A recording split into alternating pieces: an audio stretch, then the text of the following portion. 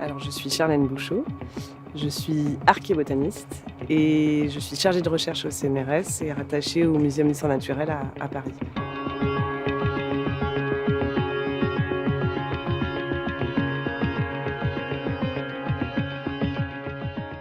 L'archéobotanique, c'est l'étude des végétaux en contexte archéologique. Ça regroupe différentes disciplines qui s'intéressent à différents types de végétaux préservés sur ces sites archéologiques.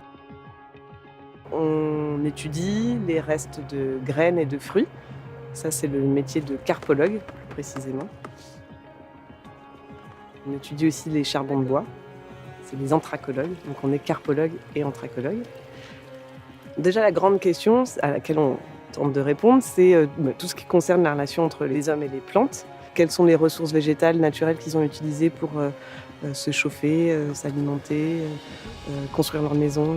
Et donc, pour ce faire, on va récolter ces minuscules restes de végétaux qui sont préservés dans le sédiment archéologique.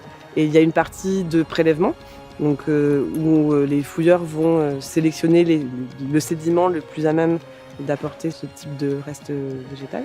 Ensuite, notre travail, ça va être de le tamiser ou de le flotter dans l'eau pour séparer le sédiment de la matière végétale qu'on va ensuite étudier. En fait, on fait une partie du tri à l'œil nu, parce qu'on a des bons yeux. Ça nous permet d'avoir l'info rapidement. Et sinon, c'est sous microscope. En cours de processus, on va avoir une liste des végétaux qui étaient présents sur le site.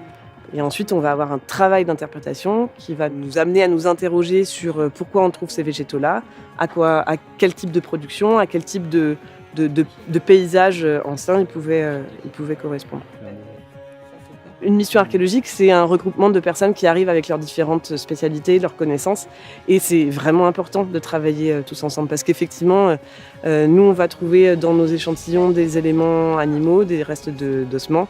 Et puis là, on est en direct, en contact avec la personne qui les étudie. Donc ça va permettre d'instaurer un dialogue.